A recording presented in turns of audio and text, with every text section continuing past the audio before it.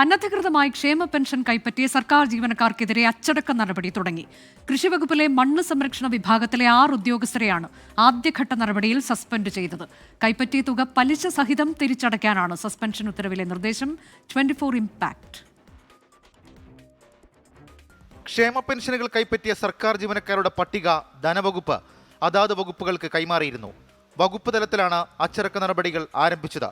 കൃഷിവകുപ്പിലെ മണ്ണ് സംരക്ഷണ വിഭാഗത്തിലെ 6 സർക്കാർ ജീവനക്കാരെ സസ്പെൻഡ് ചെയ്തു. Grade 2 attender Sajida A K, work superintendent Naseed Mubarak, part time സ്വീപ്പർമാരായ Bhargavi P, Leela K, Rajani J, Sheejakumari G എന്നിവരെയാണ് സസ്പെൻഡ് ചെയ്തത്. മണ്ണ് പര്യവേഷണ മണ്ണ് സംരക്ഷണ വകുപ്പ് ഡയറക്ടർ സാജു കെ സുരേന്ദ്രനാണ് ജീവനക്കാരെ സസ്പെൻഡ് ചെയ്ത് ഉത്തരവിറക്കിയത്. ക്ഷേമ പെൻഷൻ അനധികൃതമായി കൈപ്പറ്റിയ ജീവനക്കാരിൽ നിന്ന് തുക തിരികെ പിടിക്കാനുള്ള തീരുമാനവും സർക്കാർ കൈക്കൊണ്ടു. 18% പലിശ അടക്കം തിരിച്ചുപിടിക്കും. നിലവിൽ കൃഷിവകുപ്പിൽ മാത്രമാണ് നടപടിയെടുത്തത്. ആരോഗ്യ വിദ്യാഭ്യാസ വകുപ്പിലടക്കം നിരവധി ജീവനക്കാരാണ് സർക്കാരിനെ കബളിപ്പിച്ച് ക്ഷേമ പെൻഷനുകൾ കൈപ്പറ്റിയത്. 24 തിരുവനന്തപുരം.